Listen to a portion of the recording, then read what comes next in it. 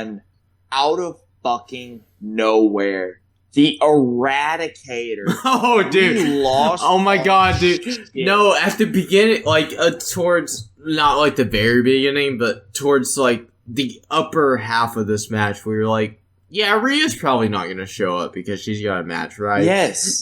And then she fucking shows up and spears Kevin Owens through the fucking barricade, and we both lost our goddamn minds. Yeah, that shit. So now Kevin is dead. Flagpole. What did you say? Flagpole. Take your stinking paw off me, you damn 38! No! You're a wizard, Harry. In spite of everything you've done for them, eventually they will hate you. And I care! What is the deal? No, do me a favor, Captain. Go fuck yourself. Language. Why so serious? What's your favorite scary movie? I'm Vengeance. Avengers! Assemble. And new WWE Undisputed Tag Team Champions of the World, the Judgement Day! Spoilers! We're talking about Payback 2023, and we're gonna cover everything that happened, including what you just heard in the intro, the Judgment Day becoming the new WWE Undisputed Tag Team Champions, and Seth Rollins retaining his World Heavyweight Championship against Shinsuke Nakamura. But we're going to go in order of the matches. So, opening match, Becky Lynch versus Trish Stratus. Andrew, what did you think of this match? Cool. Well, we had the man, big time Becky Lynch. The man. Versus the icon, the phenom, the Undertaker. Wait, my bad. She's not Sting or the Undertaker. She's Trish Stratus. She's Stratus faction, baby. It's time to rock and roll, baby. Time to rock and roll. Something about queens in the streets and demons in the sheets. I don't know if that's what the fucking lyrics of that song is or not. I don't think it is, but I forgot what we were talking about. Fuck. Oh, Trish Stratus versus Becky Lynch in the steel cage match. Surprisingly, this opening match, which I don't think either one of us really expected anything from, possibly match of the night. I think it was match of the night. I'm not gonna lie. It took me by surprise. Holy shit. Yeah, it took him by such surprise that he's currently choking. I am choking, bro. I had to mute my mic because I was choking so much. Holy fuck. If you need to continue choking, then I can carry on from here. Man, I am in tears. I'm choking so much because I did not expect this match to be so fucking good, man. Yeah, so it was pretty crazy. So we were sitting there, we were talking while this match was going on, like we basically did for every match. Yeah, we watched this live together, we should probably mention. Yeah, we watched it live together. And we were just talking about regular bullshit. Like, do you think that the fucking conversations that we have go off topic here? We were fucking... Some way, somehow, we get to talking about The Undertaker and Jeff Hardy. It always fucking happens. It's not like they're our two favorite wrestlers or anything. Yeah, and I don't know how we can keep having the same conversations and be entertained by them, but it's basically always the exact same conversations. But, so, we were watching this match, and at one point, you thought the fucking thing was about to be over because there was a suplex from the top of the cage. Bro, I wouldn't have kicked out of that shit. I would have given up. I would have been like, Becky, you fucking win. Yeah, and so that happens, and you're just like, okay, the match is over. Oh, that was a good match. And then she kicks out, and you're like, oh, what the fuck? And so, like, we just kind of, we're like, okay, and there was another 15 minutes. That kind of sucked us back in. But at one point in this match, they were both on top of the cage, And we both thought at the exact same moment that they were going to do that bullshit thing that they do. This was right before the suplex, because it's right before Trish got her legs caught in the cage, and then Becky brought her back up and then suplexed her. By the way, I think from now on, whenever we do a pay-per-view, if you have to recommend one match to watch from the pay-per-view, I really think it's this one. Oh yeah, or a match we'll talk about later. But this one was just fucking great. I think the reason that we're so high on it is because we had zero expectation for it. I really think that's it. Honestly, I expected this to... First of all, I expected it to be a shorter match. Second of all, I expected it to not be an argument for the match of the night. Yeah, which it's no disservice. We're not trying to say Becky and Trish can't, but with the way the rest of the card looked, we figured this would be, as good, if not a little better than Rey Mysterio versus Austin Theory. We kind of thought that was going to be the no, we were wrong. They fucking went crazy. They got a "This is awesome" chant, and I don't know if any other fucking match tonight got a "This is awesome" chant.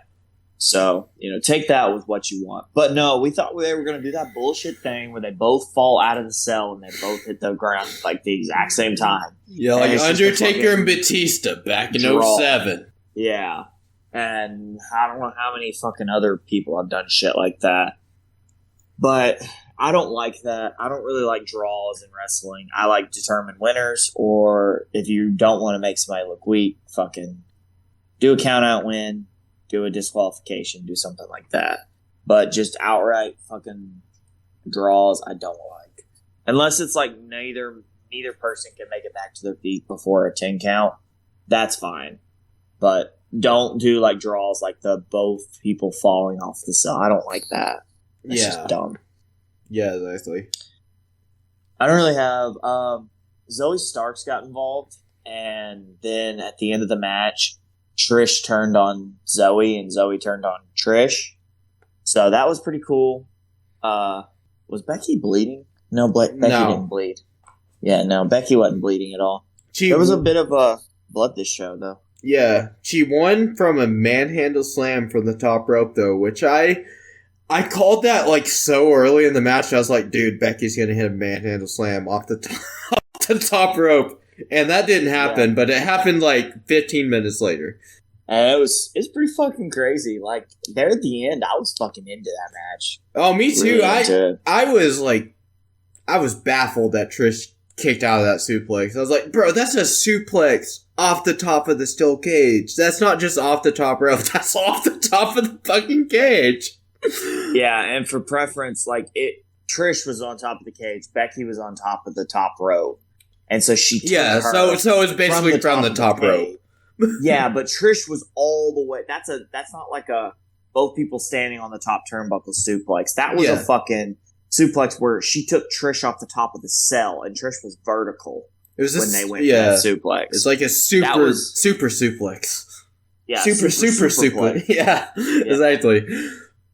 It was crazy. So yeah, no, I don't really know. I thought it was going to be over there because, believably in my mind, I would be done there. Fuck that. Yeah. Yeah. And you did say something, and I just thought of it. You're like, I wouldn't have kicked out of that. And I'm like, dude, fucking Becky Lynch would have suplexed either one of us once, and we would have fucking been down for the 3 probably. What the fuck are you talking about? Yeah. And I'm like, yeah, of course you wouldn't get up from that fucking superplex. You fucking nerd. Fuck, you would have been dead. I would have too. Shit. Yeah. I mean, I don't know. Maybe if it was from someone less attractive than Becky Lynch, I'd kick out, but Becky Lynch can have that. Yeah, because she's so pretty. She's so beautiful. She is. She's a beautiful. She's a beautiful mother. Keep that in mind. You both beautiful women. Both beautiful women in this match. I should say. Trish Stratus. Whew, I don't know how old she is, but let me tell you, she looks good for her age. Oh yeah. Definitely. But let's stop being fucking creeped. No, Zoe Stark got involved. It is not creepy to acknowledge a woman's beauty, okay? Is she in the bloodline? Did she say acknowledge me? I don't think so. So it is creepy. Okay. So, yeah, I thought with Zoe Stark getting involved, I thought for some reason the NXT Women's Champion was going to get involved and, like, help Becky. But I didn't realize she was a heel. I think her name's Tiffany Stratton. I thought she might cost Becky. But no, that didn't happen. No, that didn't happen. So, like, neither one of us really fucking... I kept saying, oh, she's going to get involved. She's going to get involved. And then she didn't get fucking involved. And I was like, man. Oh, and then you were fucking saying, so Becky was a fucking trooper. She climbed to get Trish down, like, I think 7 times. Yeah, that was something like that. Crazy. She did it a lot. Yeah, she scaled that fucking cage multiple times to get Trish down. But, like, Trish is making her way out of the cage, and you're like, just go through the fucking door. And I'm like, yeah, that's a great point. Why doesn't she just go to the fucking door while Trish is making her way down? Like, fuck. Because she's going so slow. Like, Becky, just tell the ref, open the door, slide out of there. Baseball slide out of there. Yeah, and then fucking Becky goes to get over the top of the fucking cage, and Trish goes for the door. And you're like, see, this is what I was fucking saying earlier. I guess it's a heel tactic to do that, though. I guess. I guess I'd be a heel in WWE then, because that's what I'd do. I'd be like, man, this is a smart move. So, ref, open that door. I want to win. I don't give a fuck. Yeah. No, and then, yeah, so Becky wins with the manhandle slam. I don't really have anything more to say other than that. And then Zoe and Trish turn on each other. Yeah, Zoe did interfere in this match, but Becky stopped her. And then when Trish was last escaping the cage, she stopped her. Once again, Becky hits the manhandle slam off the top rope, wins the match. And then there's a little confrontation between Trish and Zoe. Yeah, she, like, pushes her face and stuff, and Zoe goes to, like... Well, she slaps her. Yeah, she slapped her, that's what it was. And Zoe goes to the door, and she's like, yeah, get out of my ring, or whatever, and Zoe fucking grabs it and shuts it, which I thought was pretty funny, or pretty cool. Yeah. And then... pretty badass. Which Becky did earlier. That, yeah. And then she did that, like, really cool GTS move that she has. Yeah, like that 360 GTS? Yeah, so I like that. But I don't really have anything more to add on that. No, but I guess even though it's not consensual with the show, it continues with this like storyline of Becky. Is you kept saying, oh, the NXT champ is going to get involved. There is a backstage segment where the NXT champion comes up to Becky. And it's like, oh, you never won the NXT championship, did you? Yeah, and she told her to go crawl back in her Mattel box, which I thought was funny. But Becky said her exact words were, I'll be seeing you soon. And I'm like, ooh, that's going to set up something there. Yeah, so Becky may finally win that NXT championship. And that'll be good for NXT. That'll be good for Tiffany. Get her a chance to come to the main roster, I guess. I don't know anything about NXT. I don't watch it. We're stupid. We should watch it. But but yeah, Becky Lynch is a way to draw more views to NXT, so I think it's a smart move on WWE's part. Yep. So, we both predicted. Who did you predict to win this match? The man, Becky Lynch. The man? Well, I was right there with you. So we were 1 for 1 as the show started. We were feeling pretty good about ourselves, and match number 2 happened. Well, John Cena comes out first. Oh, yeah, my bad. The host of the show, John Cena. The host comes out, yeah, and he fucking... I didn't pay much attention to his promo. He didn't say that much until The Miz interrupted him. Yeah. Him and The Miz kind of got into it, and then had a good little exchange. You know, anytime you get John Cena and The Miz talking, that's like perfect. Yeah, 2 of the best mic workers in history, man. Yeah, I would totally agree with that. And then Miz is like, no. And John Cena goes, yeah, no, yeah, no. And then Cena said, yeah, and pointed to the entrance ramp. And like Bro, a couple seconds I away. was so distracted by like the yes chants from the audience that I was like, my mind was so on Daniel Bryan, even though he's not with the company anymore. Even though John Cena was saying, yeah, like LA Knight, I was not focused on LA Knight. I was so focused on the audience going, yes, yes. You fucking mark. But yeah, John Cena points to the entrance ramp. Okay, MJF. You get the fucking LA Knight. Badass theme song. Yeah, his little badass theme he's got. And, the Miz interrupted John Cena because John Cena made himself the special guest referee of the match. Which, good on Cena. Cool and stuff. A lot of people, I told you this earlier, but a lot of people have been saying that John Cena is going to apparently turn heel for the 7 weeks. I don't see that happening, man. I just don't. I really don't either. I feel like John Cena would love to be a heel character, but I just don't think it's going to work. Ever since he became the face that runs the place, I just don't think WWE has any motive to turn him heel. If you were going to turn John Cena heel, it should have been during his rivalry with Kane. Yeah, embrace the hate. Yeah, that was the only time you should have turned him heel. Or you could have done a face heel swap with Punk and Money in the Bank. You could have done. You could have turned him heel against The Rock, I guess. Yeah. I don't know. It's just like John Cena's loved by especially the child audience. It's hard to turn him heel. Well, and nowadays, if you hear John Cena's music, everybody has such an appreciation for that man. Nobody's gonna fucking boo him. I would, if I was a live person in the audience, I would know John Cena wants to play a heel character because he talked about it. He went and made new merch and everything. He was ready. He could be like a anti-hero type figure, kind of like Stone Cold, like how Stone Cold was like, fuck everyone, he doesn't give a fuck who you are, he's just gonna stutter your ass. Yeah, but I don't know. I just don't see that with John Cena because he's just it's too late in his career. We don't see him enough. So anytime we hear his music, we just appreciate what we have with him. We're like, oh my gosh, it's John Cena. He's back. Yeah, because he's not gonna fucking. We only have the. We only have so many more of those. Yeah, I know. Before he's just gone, officially retired. He'll still show up on occasion, surely.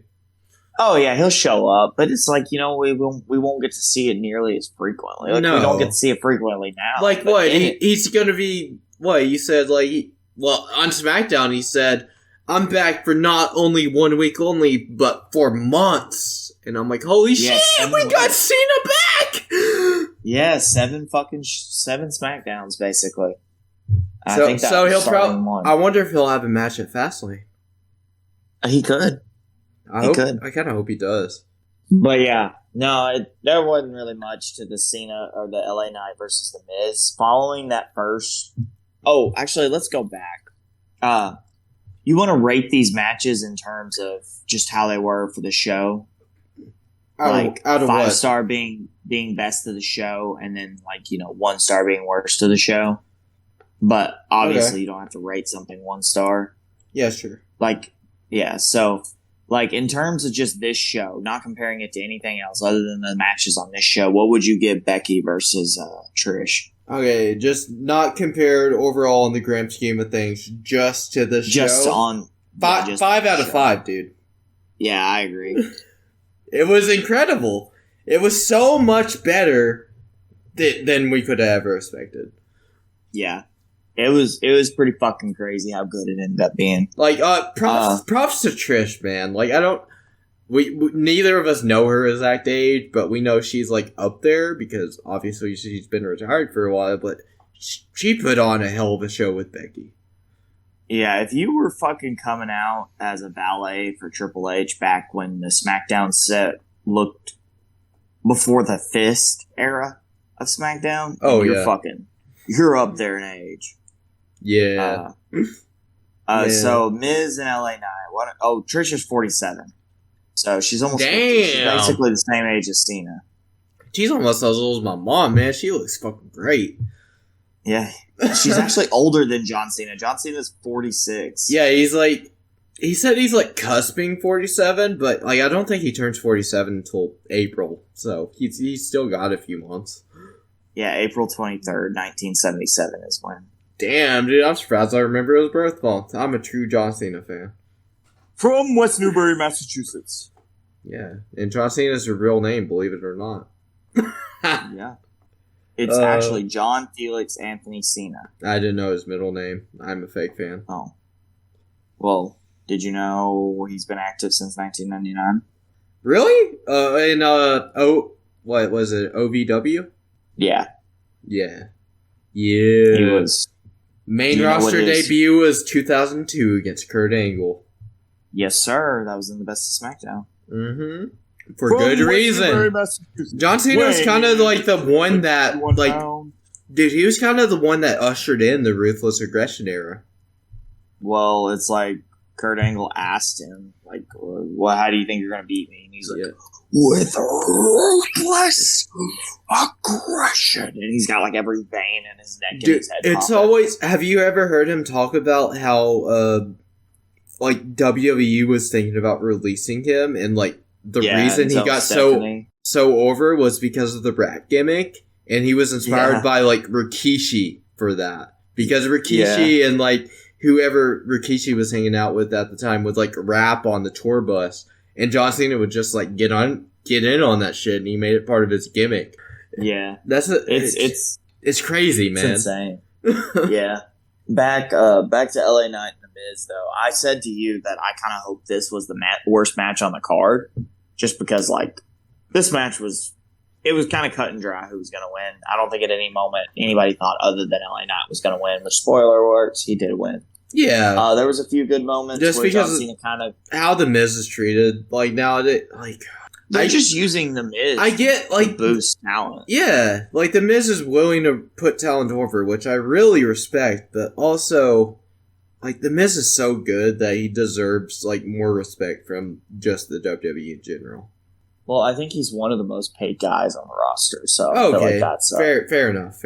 Good Yeah, payoff. I feel like he's like top 10 or top 5. Dolph Ziggler is also one of the highest paid guys on the roster, too.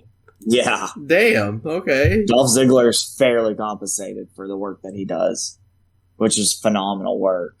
Yeah, Dolph Ziggler's At fucking least awesome. this was like 2020 when I saw this, like what all these guys made and whatnot. And I think Roman Reigns was like 3 or something like that. Yeah. Like Ronda Rousey was up there, and Goldberg, and Yeah, this is kind of those kind of people were up there high. kind of stupid that Goldberg's up there, but whatever. Yeah, like I said, this was a long time ago. Things may have changed since then. But, yeah, there was a few good moments with John Cena, LA Knight, and The Miz. There were a few moments where you thought Cena was going to get hit by Knight, and then you thought he was going to get hit by Miz. You know, just kind of that kind of typical special guest referee stuff. John Cena's facial expressions are magnificent. Yeah, sometimes when he just stands there with his mouth open, it's pretty fucking goofy. When he just raises his fist like he's going to fucking hit one of them, like, yeah, motherfucker, come at me. Yeah. I don't really have anything else to say. Do you have anything else to say about this match? Yeah, like you said, it was clear and cut, like, dry who was going to win. LA Knight was always going to win this match. He's over with the audience. He's getting pushed by the WWE, thankfully. Like, the WWE are listening to the fans. They know that LA Knight is over and that he needs to get pushed to please the fans, and that's what they're doing. I did quite like the LA Knight John Cena interaction at the end of the match on the ramp when LA Knight was like, bro. You almost cost me that match. Yeah, exactly. And John Cena's like, man, this is all about respect. And he just holds out his hand for the handshake. And LA Knight's like, all right. And then they shake hands. And then Cena walked off and let LA Knight have his little moment. Yeah. It's a pretty Classic good payoff. John Cena. Yeah. But, I don't know. What would you... by the way, we're 2-0 right now in our predictions. We were feeling pretty good about ourselves right now during this show. What would you have rated this match out of 5? I'll go first since you did last time. I'll say like a 2.75 out of 5. Oh yeah, I'll give it just an even 3 out of 5. You said that you kind of expected this to be like the worst match of the night. I think it was a middling match. It was like middle of the pack. Like there's a couple matches that I think I would put under it. There's a couple. Damn. Okay. Literally a couple too. Oh. Wow. Okay. Fair enough. Yeah, I don't know. There's really not a whole lot more to say about it. We moved from this on into Rey Mysterio. I should say not necessarily because of like the quality of the match, just because of the outcome. Oh, okay. Now I know what you're talking about. Yeah, you know exactly what I'm talking about.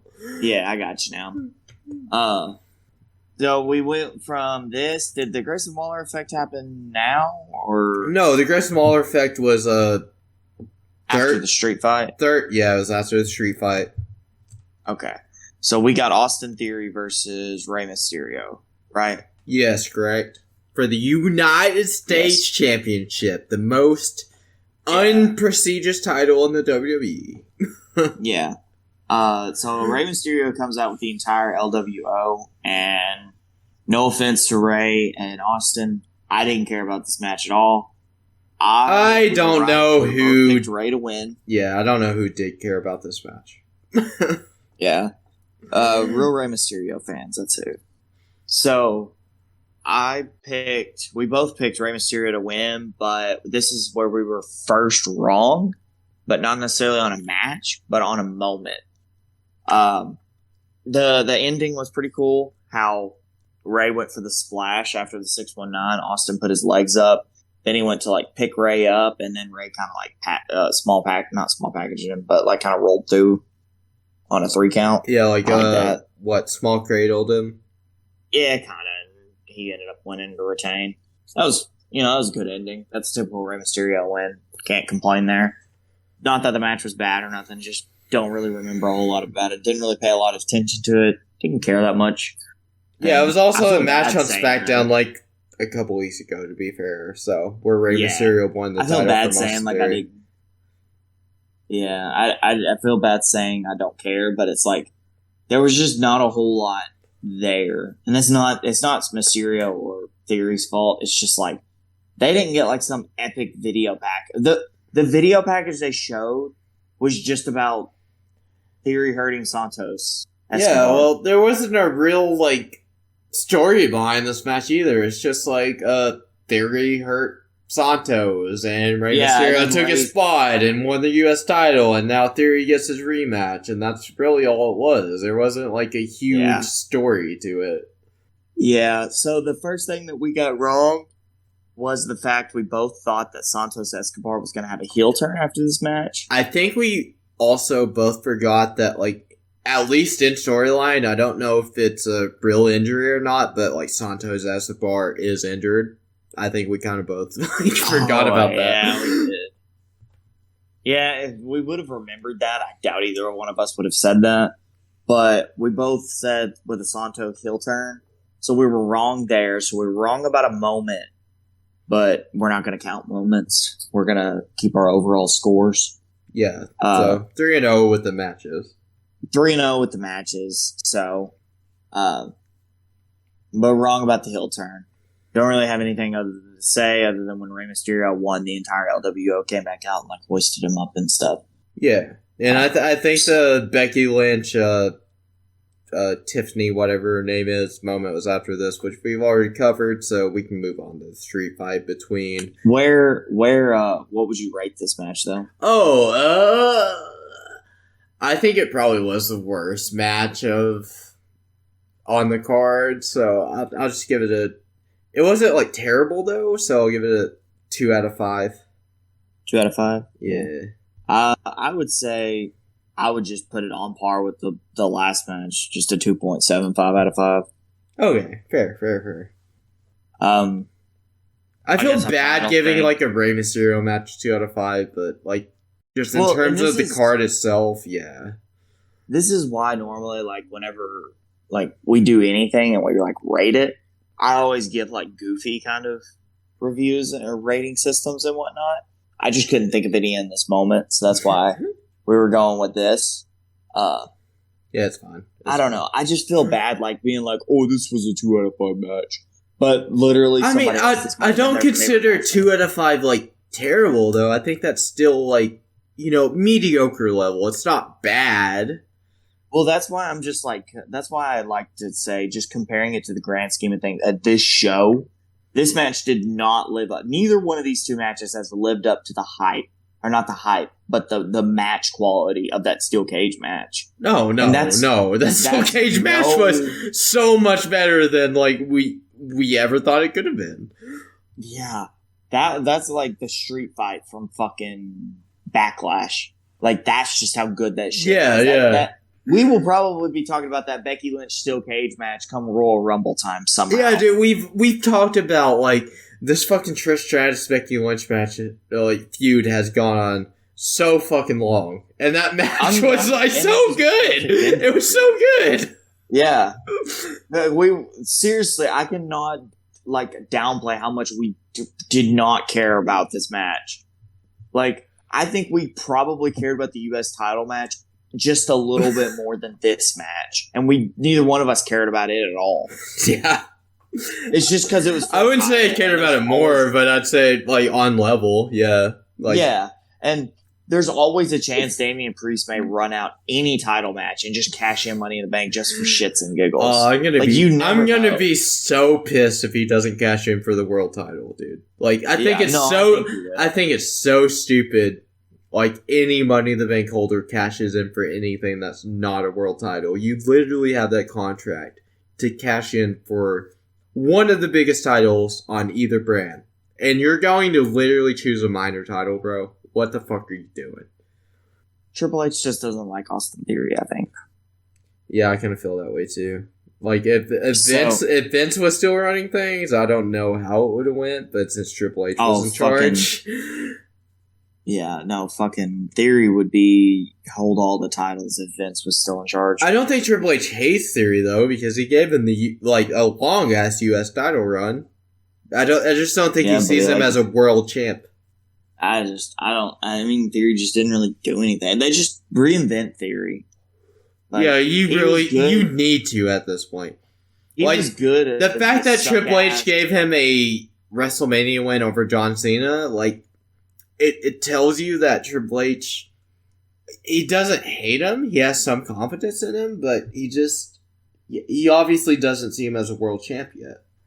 Well, also, that match was for the U.S. title. Oh, that's what I'm saying. He doesn't see him as a world champion. Well, I'm just, my point was, like, you kind of had to have Theory win that match, because you couldn't have John Cena fucking disappear with the U.S. title for a couple months. Yeah. Well, fuck. I mean, fuck John Cena. I mean, up a Payback. I was about to say, I think John Cena could show up, like, at a PLE. Like, he could show up as often as Roman does, dude. Yeah, well, I mean, also, since Mania, has the fucking U.S. title been defended? On a PLE? No, on a PLE, no, but on SmackDown, yes. So he's still defended it more often than Roman has, to be fair. Yeah. So... Yeah, moving on to the street fight, though. This match, I'm just going to open this. It was so much better than I thought it was going to be. Much like the Becky and Trish match. So I expected quite a bit from this match. I expected a decent bit, but I did not expect it to just be to the level it was. Yeah. So...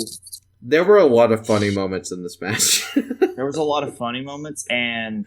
The other day when they had the tribute show for Terry Funk and Bray Wyatt and stuff, and they had the Extreme Rules match or whatever the fuck it was, where one table got broke, that was a disservice. This match, fuck yes, this is a goddamn street fight here, man. Dude, there were weapons out in the opening minutes of this match. Dude, as soon as this match started, they rolled out of the ring, got fucking weapons, and started going ham. Yeah. There was a bunch of good spots and stuff. Like, Priest, Owens, Zayn, and Balor fucking goated in this match. They were so good. Like, I can't really remember anything until they go out in the audience. But Kevin Owens gets busted open at some point. Don't know when. Yeah. Fucking Dominic shows up once, helps beat the fuck out of Owens and Zayn. They throw him behind a barricade. Then these two motherfuckers pop up with Pittsburgh Penguin jerseys on. Dude, I don't know when they changed fucking outfits, but that was amazing. Yeah, they pop back up and they fucking beat the shit out of the Judgment Day with some hockey sticks. They beat the fuck out of Dominic at the very beginning of at the very top of the entrance ramp. They rip his shirt off, then Dominic disappears. The match moves back into the ring, and we kind of thought it was over. Zayn hits like a haluva kick. I remember you're like ego deflating. You're like, oh man, Sami's going to beat Finn, isn't he? No. I'm talking about before when JD showed up. Oh, okay. Yeah. So, yeah, it's Priest is about to get pinned, and Sami's making the cover. No, wait. First we gotta talk about when Priest is pinning Sami, and Kevin Owens rolls in with the chair, and he throws it at Priest to break up the pin because he doesn't have enough time to actually get there. And Priest just like, he rolls up, like unfazed by the fucking chair, and just looks at the ref, and he's like, what the fuck, bro? Yes, it's just like an open chair, like a chair like you were sitting in. They set it up earlier and they dropped, somebody got dropped on it. I really don't remember who. I'm trying to think. I think Sami got dropped on it. Yeah, I don't remember exactly. Sami and Owens set it all up, but Sami got dropped on it. So Sami's getting pinned and Owens runs in the ring or slides in the ring. There's just an open chair. He kind of lifts with one hand and just wimpily throws it. And it just kind of bounces off Damien's arm. And the ref stops counting. And he's just like, 1, 2. And then the chair just goes, dink, hits Damien. And he's like, oh, yeah, I'm sorry. Pin's broken. He's just like, what the actual fuck are you doing? Dude, I love how Damien is so unfazed by it, though. Like, the chair did nothing to him. He was still in the pin. And the ref just stops counting. And he sits up and he's like, what the fuck, man? Yeah, well, this leads up to Damien getting pinned by Sami. And you might be asking, what happened to Balor? Balor just got randomly thrown through a table. That's what I loved about this match. Oh yeah, Sami like kneed him through a table or whatever the fuck. Yeah. So Balor's outside the ring right now, completely laid out, fucking, dead because he fell through a table. And then they hit like the haluva kick and a stunner and all this bullshit on Damien. 1, 2, and a moment I was right on. JD shows up and saves the fucking match. This is something. See, I don't know if my prediction would have been any different if I had known of like JD McDonough. That's his name, right? I think that's what it is. McDonough. If I had known that like this man existed, if my prediction had changed at all, it probably wouldn't have, honestly, because the Divide and the Judgment Day was just like so strong that you were missing half the story there, which kind of sucks because if I would have known you were missing that, I would have like fucking blown you up with all of the stuff that well, JD and Finn had done. Still, like just the story they were telling between Finn Balor and Priest alone, like had me sold that KO and Sami were gonna win this match. Yeah. So JD shows up, and then fucking Kevin slides out of the ring and beats the fuck out of that man. Kills him on the announce table. Yeah, that's what I literally said. When Kevin Owens, like, doesn't he, like, pop-up powerbomb his ass on the fucking announce table? And he just bounces off onto the fucking ground. And I'm like, he's fucking dead, dude. Well, and then out of fucking nowhere, Dominic shows back up again. Dominic just, like, fucking rolls back up like, hey, man, with a new shirt on. I don't know where the fuck he got his new shirt, but... And I don't know when this happened in the match. I think it was around this time. Dominic and KO they ran up into the audience again, and they did the Jeff Hardy at it was the 2000 Royal Rumble, I want to say, when Jeff jumped off of the barricade entrance. Yeah, off the barricade to the table on the Dudleys. I want to say it was the 2000 Royal Rumble. I don't remember, but yeah. Well, you talk about this match for a second. I'm gonna figure that out because I want to be right. Well, they're like fighting in the audience, and Kevin Owens sets Dominic up onto the table, and he climbs up onto like the barricade, and he swantons fucking Dominic through the table. He only gets like the upper, I don't even want to say half, like the upper quarter of his body onto Dominic. And that's where we both thought, like, holy shit, Kevin might be injured again. Dude, yeah. But yeah, Kevin looks I'm like not really fucked himself. I'm not sure if he's injured or not, though, because if he is, he went through the rest of that match like a fucking champ. Yeah. I want to say, I think I'm right. It was the Hardys versus the Dudley Boys at the Royal Rumble 2000. I want to say I'm right. I'm skipping through all of this to make sure that I'm right. Holy shit, I'm fucking right. Hell yeah. Bubba falls to the fucking table. See, I've never seen the Royal Rumble 2000. I've seen the 2001 event, though. Yeah. Yep, Jeff jumps off. I'm so happy I was fucking right on that. I've never seen that pay-per-view either. I just knew the You moment. just know Jeff Hardy, man. I just know Jeff moments. Fuck. But yeah, so Kevin looks like he kills himself and Dominic. Some shit happens. Couldn't tell you what the fuck happened because this match was just all over the place, complete chaos. And that's what a street fight should be, though. Yes. So now let's say everybody's back to ringside. Some of those events might have been out of place, but everybody's back at ringside. Kevin Owens is beating up fucking Dominic, and out of fucking nowhere, the Eradicator. Oh, dude. Oh my god, dude. Shit. No, at the beginning, like, towards, not like the very beginning, but towards, like, the upper half of this match, we were like, yeah, Rhea's probably not going to show up because she's got a match, right? Yes. And then she fucking shows up and spears Kevin Owens through the fucking barricade, and we both lost our goddamn minds. Yeah, that shit. So now Kevin is dead. And Kevin is fucking dead. Rhea's out. JD's been dead. And we're just like, holy fuck, Rhea's here! Dominic is dead outside the ring. Fucking Finn and Sami are the only two men alive right now.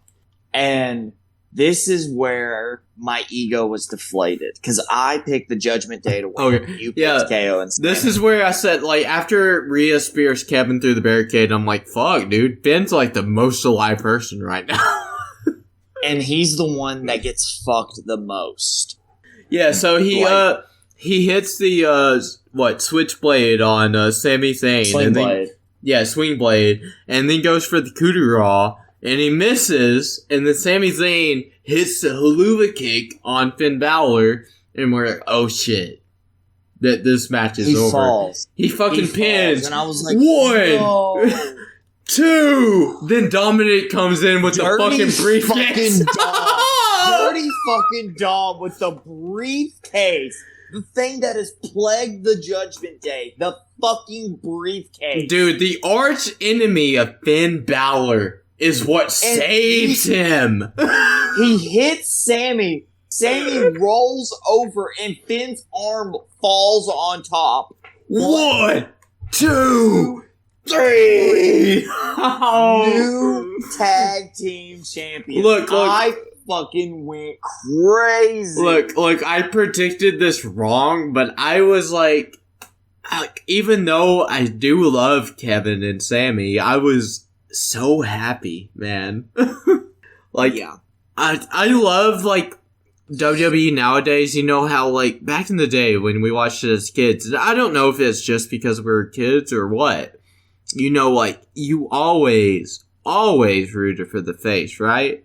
Nowadays, you can root for the heel and it's okay. Yeah. Well, it's like the fucking heels back then were like Randy Orton. It was like breaking into people's houses and punching them. Dude, yeah. Dude, do you remember Seth Rollins did that shit too? Like when he was feuding with Edge, he like broke into his home and fucking attacked his family and shit. Well, I don't know if he attacked his family. I don't know if he attacked his family, but he did break into his home. I don't think he would attack his family because, like, he literally has just a wife and daughters. He doesn't have any sons. He just called Becky. He's like, I need you to come over here and beat the fuck out of Yeah, I need you to come manhandle slam Beth Phoenix and her children, okay? Yeah, wouldn't it have been funny if, like, fucking Edge is just like, you attacked my family, I'm attacking yours. And it's just Finn's baby in a stroller, or Seth's baby in a stroller, and he just fucking spears the stroller. It's like when Edge was feuding with Kane, and he's like, Paul Bearer was in, like, a wheelchair, and Edge just duct taped him to that shit and pushed him into the fucking ocean. Yeah. Dude, heels back in our day were fucking crazy. Dude, they were like... Edge wasn't the heel. Edge was the face. Yeah, I know, and he was still sadistic as fuck. It's like, what the fuck, Edge? Like, I want you... I love you, but what the fuck, man? Yeah. Like, yeah. But no, we both were happy the Judgment Day won, but I will give myself the credit, the pat on the back I do deserve. I did pick them to win. I think the story that I laid out is what's going to happen. And if I was fucking right, then you're welcome, Triple H. Just send me a $200 check. I'll take $200 for that. I'm just saying, I don't know if I'm biased or not, but JD McDonough is not the reason the Judgment Day won this match. Oh my god, here we go. No, I'm like, Rhea is part of the reason, but Dirty Dom is the main reason they won this match. Dirty fucking Dom. I will say, I was just fucking around. No, Rhea killed Kevin Owens. Yeah, she killed him, dude. That was fucking bad. There is very few moments in WWE history where you can point out a WWE female superstar took out a male WWE superstar, and this is fucking one of them. Well, most of those moments are like either low blows or just China moments. Yeah, and this is just Rhea Ripley fucking spearing Kevin Owens through the butter cake. Yeah, no, somebody who I'm pretty sure she's as tall as, or if not just a little bit shorter, but I guarantee you that woman could bench as much as that dude. Like, she is. Yeah, I guarantee you Rhea Ripley benches more than I do. Yeah, well... But yeah, she's fucking crazy. How old? No, I would say this was the second best match on the show. If you had to rate this one, what would you have said it was? I agree. That's the second best match. I'll do this one. I'll do 4 out of 5 on it. Oh, I was going to give it a 4.5 out of 5, dude. 4.5? Okay. So Kevin Owens is 6 foot and Rhea Ripley is, as we discussed the other day, 5'7". According to WWE. I changed mine, by the way. I'll say 4 out of 5 as well. I would have given it a 5. You mean 4.5 out of 5? Yeah, that's what I meant. I would have given it a 5, but like, I don't know. I feel like it could have gone. This is rare. I feel like it could have gone a little bit longer. I do too, and mainly just the moments is why I give it a 4.5 out of 5. Like, there were so many memorable moments in this match. If they would have been like, what was that fucking match the other day? And it's kind of cool that, like, the two, just giving some stuff away here. In my opinion, at least, I don't know what you think of, like, whatever the next match was. I don't even remember what the fuck the next match was. Rhea. Oh yeah, it was Rhea, obviously. It was the Grayson. I'm sorry! I apologize to my mommy, I'm sorry. It was the Grayson Waller effect and Rhea. But no, I think the 2 stipulation matches on the card were the 2 best matches.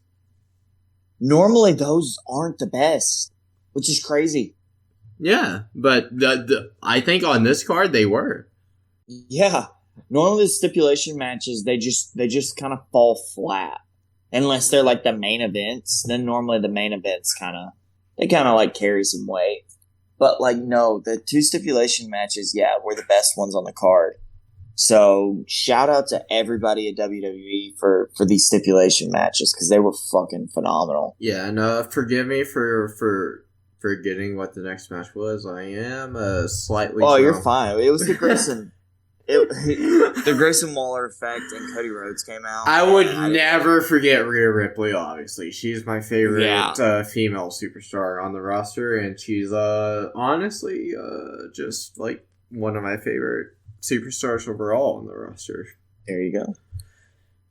The Grayson Waller effect, Cody Rhodes came out, and then him and Grayson Waller talked, and Cody Rhodes did something that had nothing to do with him, and I really don't know the point of that segment. Me either. Adam Pearce could have done that, but whatever. Cody Rhodes presented the new member of the Raw roster. Main event, Jey Uso. And yeah, honestly, I'm surprised that they brought Jay back this soon. I'm not gonna lie. It's only been 2 weeks. I would have held out longer. What? It's been 3 weeks, right? Because he quit the SmackDown. He quit the SmackDown after SummerSlam, right? And Grayson said it was 2 weeks. Oh shit! It's just my phone again, man. I am checking Grayson's fucking facts. So SummerSlam was August the 5th, Saturday, August the 5th, right? And Yes. Jey Uso quit the Friday after, so August the 11th. So we have the 18th, the 25th, and the 1st. That's 3 weeks. That's 3 weeks, Grayson, not 2! Yeah. You idiot! I have no idea.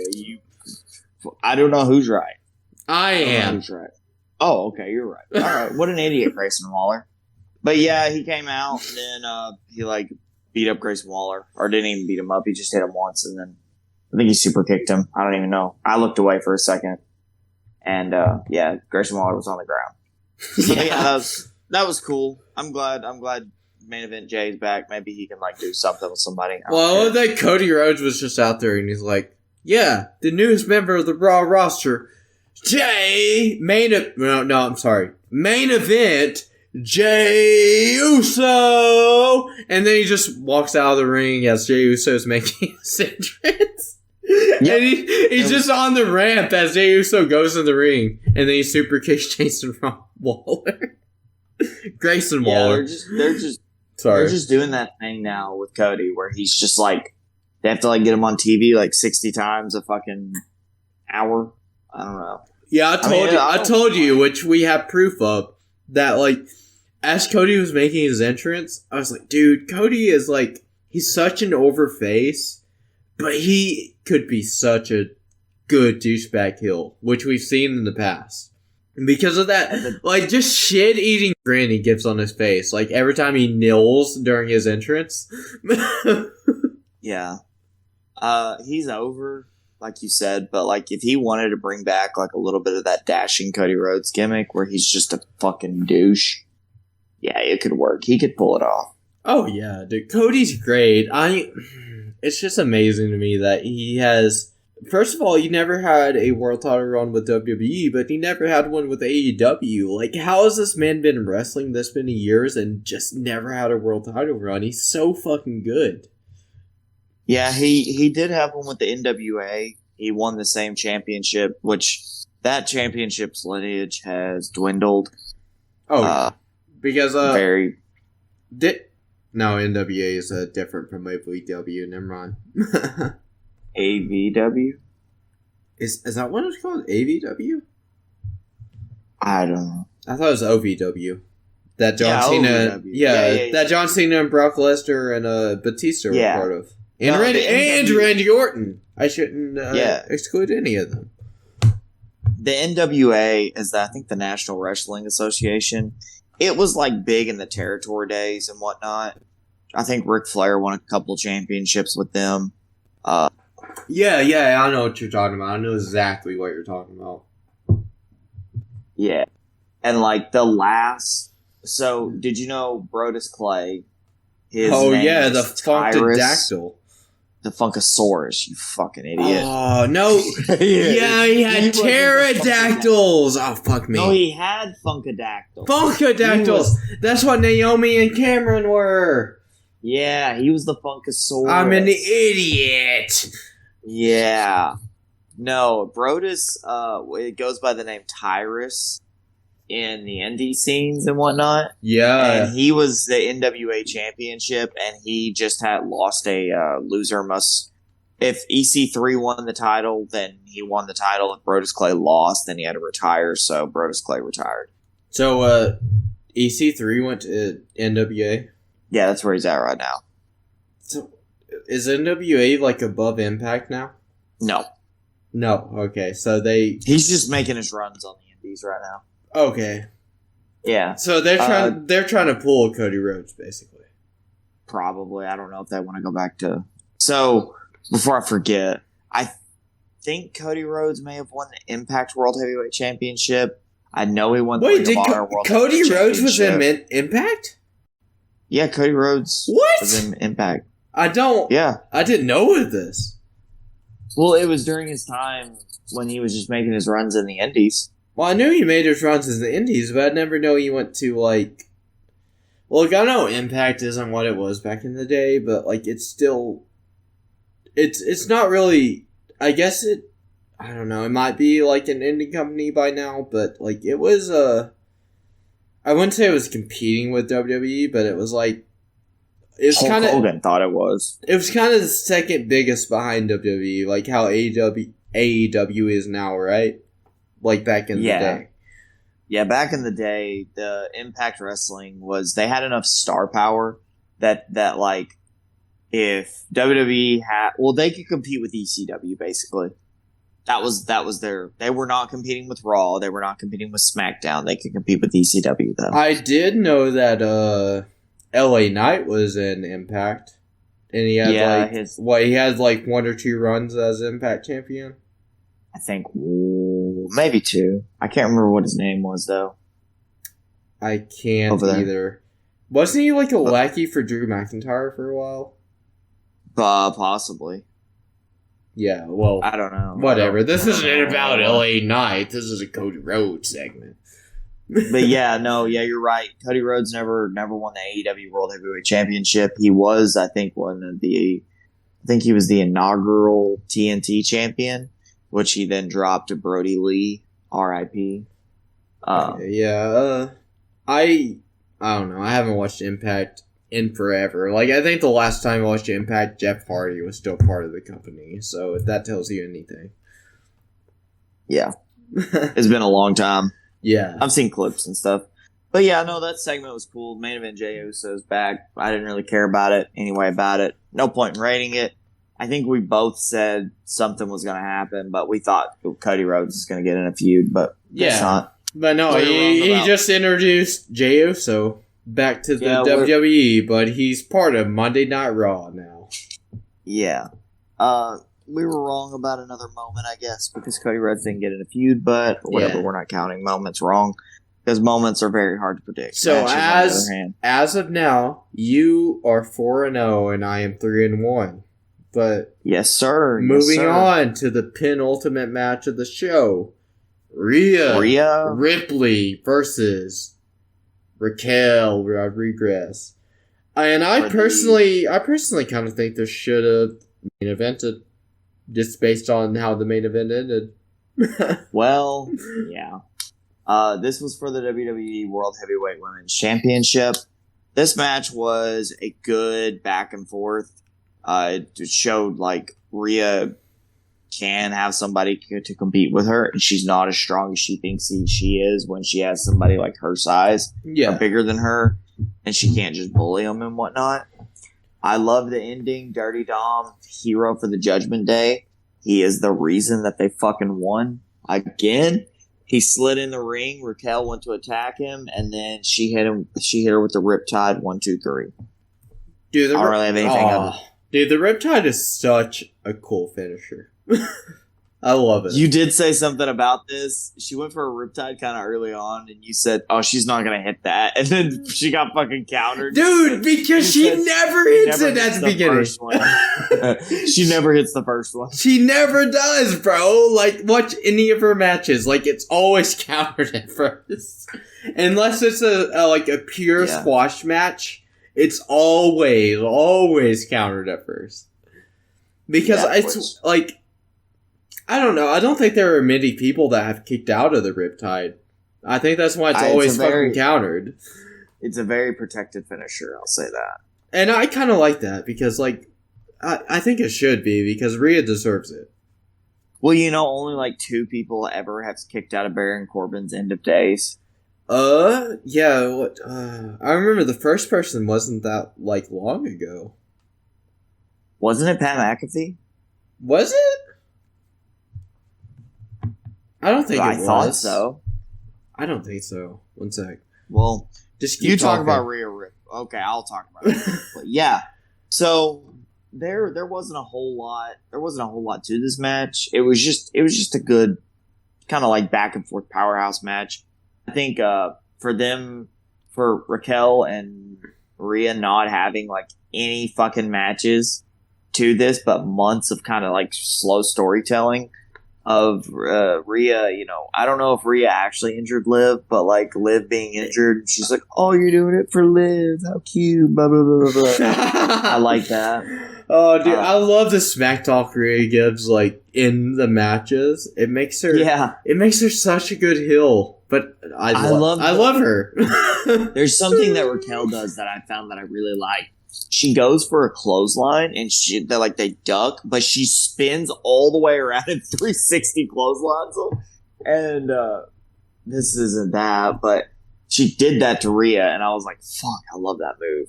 But then Rhea was coming off of the ropes, and Raquel came off the ropes at the same time. And just before Raquel hit Rhea, she's just like, "Oh shit!" just out loud. And I was like, okay, that's pretty fucking funny. I think Rhea got bounced off the announce table in this match. That's like the 5th person that's been bounced off the announce table tonight, and that announce table did not collapse. So, more power to that announce table tonight. It was held up very, very well. Okay, the only thing I'm finding about the End of Days is Drew McIntyre is the only person to kick out of it. That's what it was then. Okay. I thought it was like... I don't know. I don't see anyone else that's kicked out of it. So I don't know if anyone else has after Drew. But that was at WrestleMania 38, so 2 years ago. Or 1.5 years ago. Yep, that makes sense. Because I couldn't remember who Baron Corbin faced.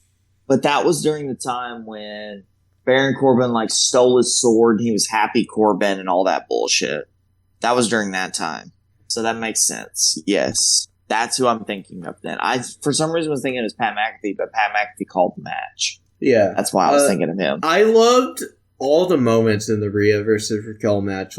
Just the, character interactions, Rhea and Raquel just, standing face to face and stuff like that.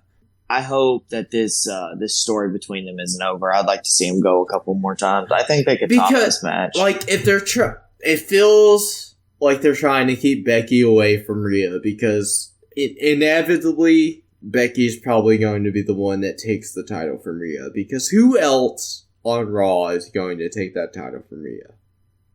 I think Raquel could one of these days, but I just don't think she's there. I think she could one of these days too. She's she is a physical threat. She is. That's why she's a good opponent for Rhea. But I don't think she's ready right now.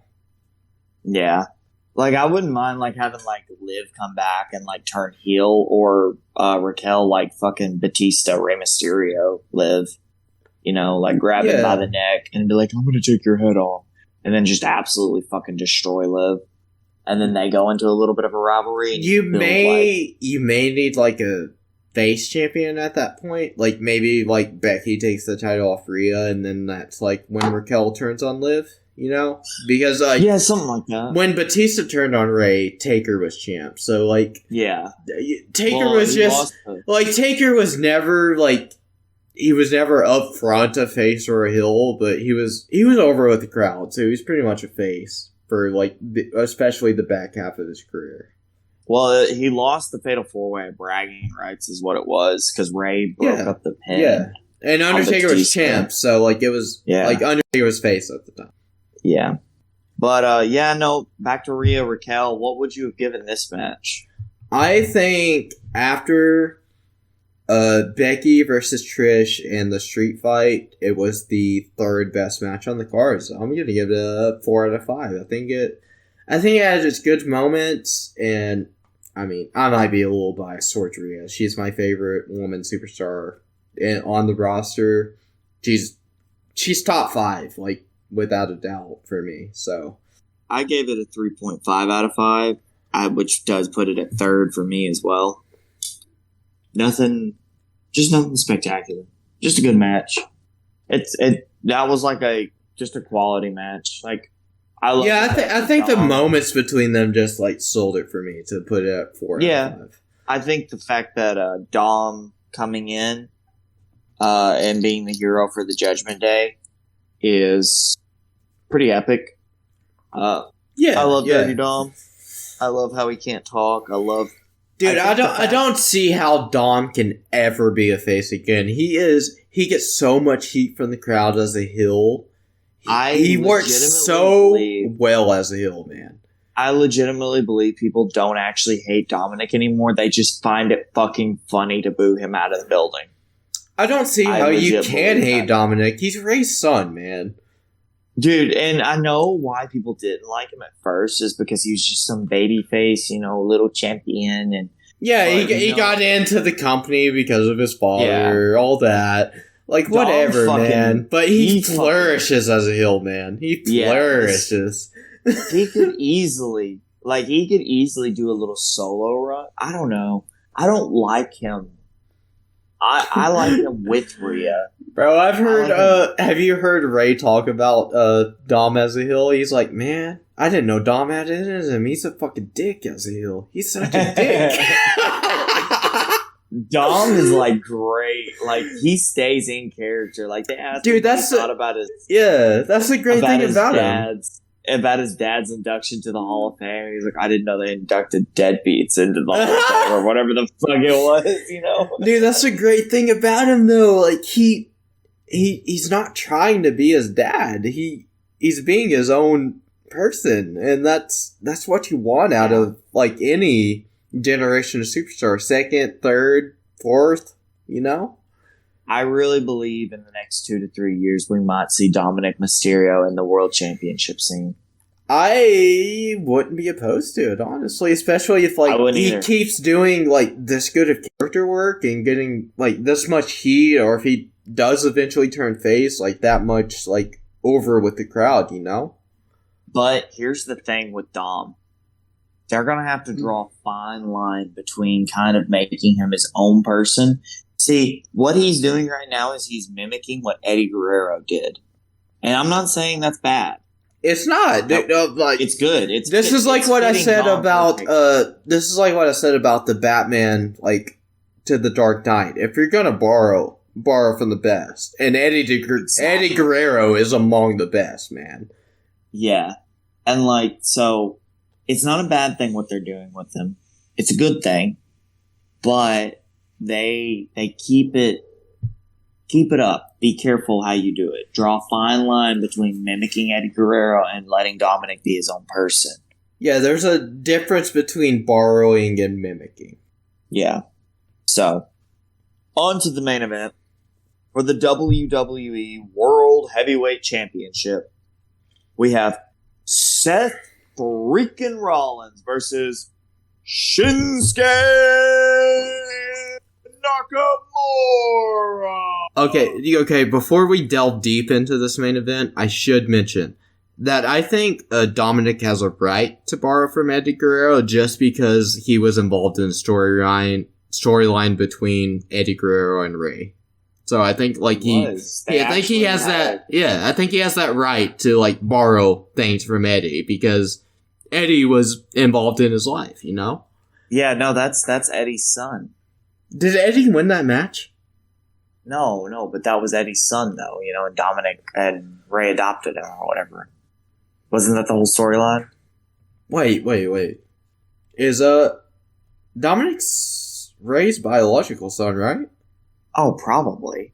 Yeah, because it's like Dominic was Ray's biological son, and the whole like match at SummerSlam was for custody of Dominic, and I'm pretty sure Ray won, right? Yeah, it was at SummerSlam 2006, the one we watched with Hogan and Michaels. No, 2005. Or 5, yeah. Yeah, because Eddie died in like November of 05, sadly. That's right. Yeah. But, no, I thought the whole thing with Dominic was adopted, and that was Eddie's biological son, and he fought Ray in the ladder match for the rights to the son or something like that. 1 sec. I don't remember. I think that's what it was. No, his biological dad is Ray. Yes, but I think in the storyline. Okay, in the storyline. Yeah. I don't remember if in the storyline. I think in the storyline he was still Ray's biological son, but Eddie was like, "Nah, man, that's my son." I'm gonna tell you what. How about neither one of us check, and we just say one of us is right. Yeah, and no. Somebody tell us. I feel like it's right. I feel like it's not right to check with Eddie. Wait, what? I'm so confused. I don't know. He's Ray's biological son. Okay, that's all I'm gonna say. No, I was talking about one of us could go back and watch the video package to see what they were saying, but neither one of us do that, and then somebody just tell us in the comments. Someone can tell us in the comments because I don't remember what the story was. I don't. Yeah, I don't either. I'm pretty sure my nephew has those Best of SmackDown DVDs now. So. Yeah. So on to the main event. Let's just get it out of the way beforehand. It's kind of disappointing. Maybe we hyped it up too much. Maybe that's the problem. See, Becky and Trish blew it out of the water. We had zero expectation. I think, honestly, we both just, rightfully so, in my opinion, think Shinsuke deserves more. Yeah, I picked him to win. I don't know why. I really thought he was going to, but he didn't. Yeah, I told you that I did not think WWE was going to pull this trigger, and they did. Well, then I did see something earlier today or yesterday where WWE put a picture on their official Instagram or something, like Facebook or something, of a photoshopped image of Shinsuke holding the World Heavyweight Championship. Yeah. And anytime they've uploaded one of those photos, it's not been true. It's that person has ended up losing. So if they put I think they've just the past 2 months, they've built it up so much that Damian is going to cash in on Seth. Well, the thing is with the Judgment Day and Damian cashing in, he's cashing in on the World Heavyweight Champion, not Seth Rollins. That's the problem. That's what I'm having. I understand you, but the past 2 months they've teased the Damian Cash thing, the Damian Priest cash-in thing. And so you think it's going to be the most over face, which is Seth Rollins? Yeah, well, Seth has been champion the past 2 months, right? And that's where they've teased Damian cashing in the most hardcore. And I just don't see Damian cashing on anyone that's not Seth.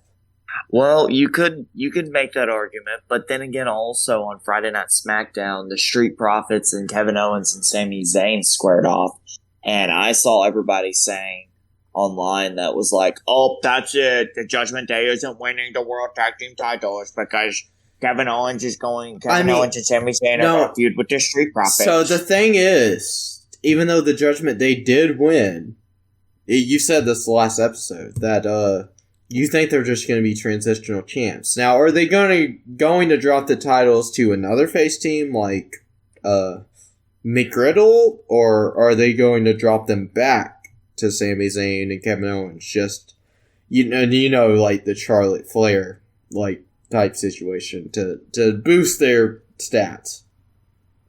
So this is the way I think it'll go. Kevin Owens and Sami Zayn are going to have a rematch against the Judgment Day. The Judgment Day is going to come out on top. JD is going to help them come out on top. JD is going to kind of get into the Judgment Day. What I think will happen then, or something. Okay, 1 second. Pick up from where you said what I think is going to happen then. So what I think is going to happen then is Kevin Owens and Sami Zayn are going to go have their rematch with the Judgment Day, and they're gonna lose. Kevin Owens and Sami Zayn are gonna be gone from that picture. So Kevin Owens, Sami Zayn are gonna be gone from that picture. Do you think they're going to break up from the tag team? They may slowly phase them out. Do you think they're going to being a tag team? Do you think they're both going to still be faced though? Yeah, probably. I think so too. I think they're just gonna. And I think one's gonna go to SmackDown. I think they could turn Kevin heel since he hasn't been heel in a minute. But Sami, no, since they just turned him face this year.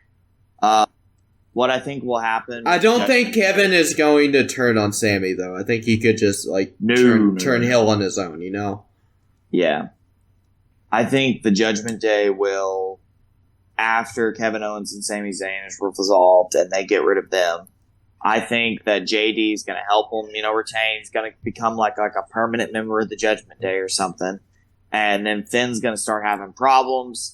Losing, it's going to be the briefcase, it's going to be fucking Damien, there's going to be some reason that Finn's having problems winning. What do you think of this? Just, say Damien cashes in Survivor Series, wins the world title. They're not going to be tag champs while they're world champ. Not going to be tag champs. Yeah, what if they lose the tag titles at either Fastlane or Survivor Series? And Damien cashes in... same night? Yes, Survivor Series. Wins the world title, holds it until Mania.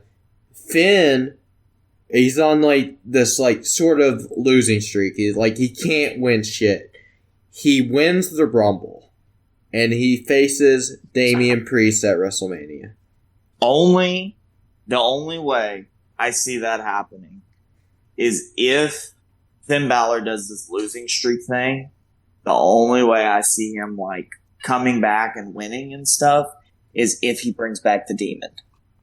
Yeah, what if that's the case though? What if he's on this losing streak, he's in the Rumble, and he comes back as the Demon? Yeah, no, that would be fucking epic, right? Yeah, that would be. It's almost like Shawn Michaels being obsessed with, losing to The Undertaker. What if he's just obsessed with, the fact that he's been losing, he's kicked out of the Judgment Day, he fucking hates the fact that Damian Priest is world champion now. He comes back at the Rumble as the Demon, fucking wins the thing. Well, I don't think he'd come back in the Rumble as the Demon. I think Finn Balor would win. And then WrestleMania comes back as the Demon? Well, it's he drops hints, he's gonna have to do something. He's gotta do something. There's something has to change. And then the weekend before WrestleMania, he cuts a promo where he's I finally found out what has to change inside of me. And he says, I have to let my demons out or something, something kind of corny. Yeah, and, but then he also relatable. Yes. And then he finally comes back, and then it's the fucking Demon, Finn Balor. Which WWE's kind of ruined the fucking Demon by just having him... Oh shit, I dropped my phone. WWE's kind of ruined the Demon, because they've kind of not jobbed him out, but fuck, dude, if he puts on the Demon persona, stop having him fucking lose. It makes it diminishing returns, man. When he was in NXT, I think every time he used the Demon persona, maybe, but once or twice, he won everything. I think he lost to Kevin Owens when he had the Demon persona on. Did he lose to Samoa Joe? Oh, maybe it was Samoa Joe that he lost to. It was Kevin Owens, Samoa Joe, somebody like that. But yeah, no, they got to stop making Finn Balor lose as the Demon. So if he comes back as the Demon, they have to have him win. Otherwise, it's going to be why the fuck do you keep going back to this Demon persona? It doesn't fucking help you. Yeah.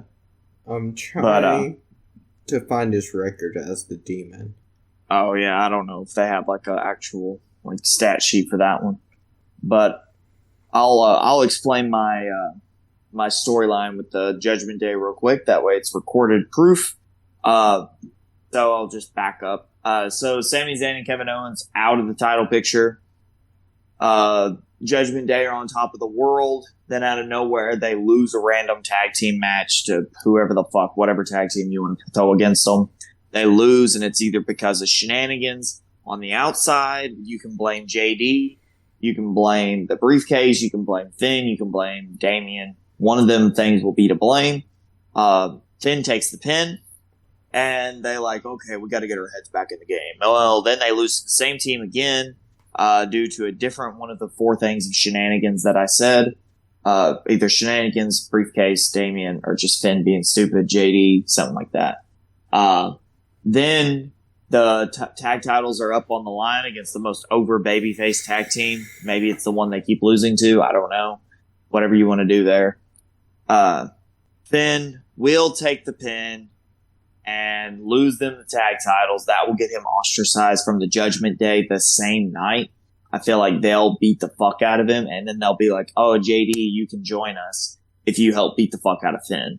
And then JD jumps in with them, and he's like, oh, yeah, Finn didn't do shit for me. He didn't help my career. The Judgment Day is going to help me take off, blah, blah, blah, blah, blah, blah, blah. And then that'll kind of lead into a storyline for the future between Finn and Damian. So, there you go. Okay, so I got it all planned out. This is September 26, 2021, so this isn't including, like, the Edge loss and shit. As the Demon... And the Roman loss. Yeah, as the Demon, he has a 13-1 record, and he only lost to Samoa Joe in a steel cage match. Yeah, so he lost to Edge. He lost to... Roman. I know he beat Bobby as the Demon. Pretty sure he lost to Goldberg. I didn't even know he faced Goldberg. I could have swore he fought Goldberg or Brock Lesnar as the Demon. I don't remember that, but maybe he did. I think it was at like a Crown Jewel. Possible. Maybe I'm wrong. But I guess we should. Raw. I guess we should talk about Shinsuke Nakamura versus Seth Rollins. Yeah. It was disappointing. Yeah. That's You go into that. I want to figure out about this fucking... I thought he faced one of these guys. Let me look. Okay. So, Seth Rollins versus Shinsuke Nakamura. It was such a good build to the match. Like, Shinsuke had such good promos that, like, people were buying into the fact that he maybe could win the world title from Seth, including yourself. And, yeah, that just wasn't the case. He got pedigreed, then stomped, and that was basically it. That was, yeah. I mean, there was some good moments to that match. Don't get me wrong. There were good moments. Like in ring wise, it wasn't a bad match, but like just overall result wise and like narrative wise, it was kind of disappointing. So I don't really know what else to say before we give this match a grade. I don't either. Here, wait. You might have to edit this out. Yeah. Okay. I found something of 2023. Talking about Finn Balor. Okay. So he made his NXT debut in 2014. Won the Universal title. Main roster. He was buried. Yeah. Well, it didn't give me fucking wins and losses. I didn't want to read all the bullshit. But yeah. You can edit it up to this point. Okay. Yeah, it was just disappointing. I don't know. We just expected so much more from these two. And it may be on us that we overhype the match. That's something I think a lot of wrestling fans do a lot. They'll overhype a specific match and then kind of be let down. But, you know, you say the name Shinsuke Nakamura and you say the name Seth Rollins and people are like, ooh, okay. Now, I hope this is not the end of their rivalry. I hope this is like Raquel and Seth and Rhea, and this continues. And this continues on. And I'm not saying I hope Raquel beats Rhea or Finn, or not Finn. I got Finn on the brain. Or Shinsuke beats Seth. I would rather Shinsuke beat up on Seth than Raquel beat up on Rhea. But I just want to see these rivalries continue. I think their matches can get better. I just think it's a little silly that that just one curb stomp just puts Shinsuke away. Like, you just built him up to be this ultimate anime villain for Seth Rollins, and he just gets curb stomp. And then it's like 2 to 3 seconds before Seth even makes... It's like a total 3 seconds before Seth even, like, makes the pin. So that... It's not as bad, like you said, as the Booker T thing with Triple H, but still, it's not good. Yeah, not at all. This was it was a super disappointing main event. Yeah, no joke. So I guess. And this main event made me lose my streak. I was gonna go 6-0, but I was 5-1 this event, and you were also 5-1. So yeah, so we both had one wrong guess, and yours was the main event. Mine was the tag title match, which is like the only 2 matches we picked different on. So, well, convenient. Yeah, right? Crazy. We split. What would you give this match out of 5? I gave it 3. I give it... Yeah, I'll give it 3 out of 5, too. I'll give it the same as I gave LA Knight versus The Miz. Yeah. So, overall, though, Payback was... These B-tier pay-per-views are blowing the A-tiers out of the water, I think. Yeah, I guess. Because, not in terms of, like... Just in terms of just what's going on. Like, the stories maybe aren't as good as the like, A-tier pay-per-views. But the matches that we end up seeing, I feel like are better quality and whatnot.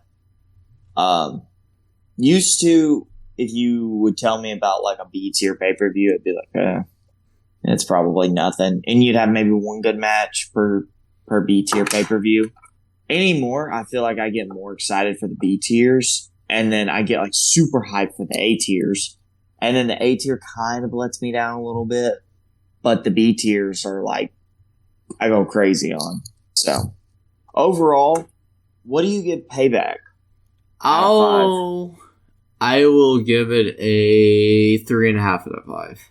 3.5 out of 5. I think I'm right there with you, about a 3.5 out of 5 for the entire pay-per-view or PLE event. I'm sorry. Good PLE. Yeah, it was. I don't think WWE's had a bad one so far. Me either. Not this year. It was honestly, it was better than I expected. Yeah. Yeah, that's pretty much all I have to say.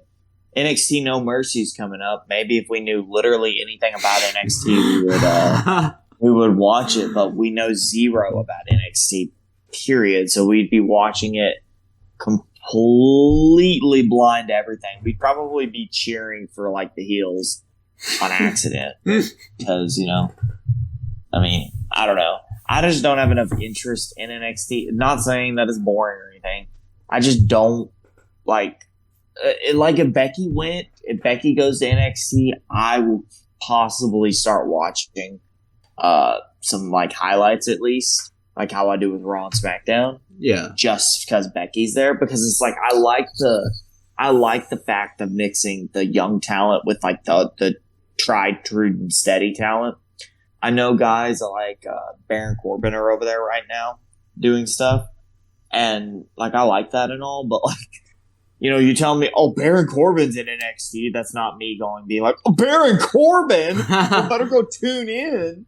But if you were like, oh yeah, Seth Rollins is there, I'm like, whoa, what? Which I know Seth Rollins was there. Yeah, I was gonna say he was there 1 week, but like if he was there consistently is what I mean. Yeah, so yeah.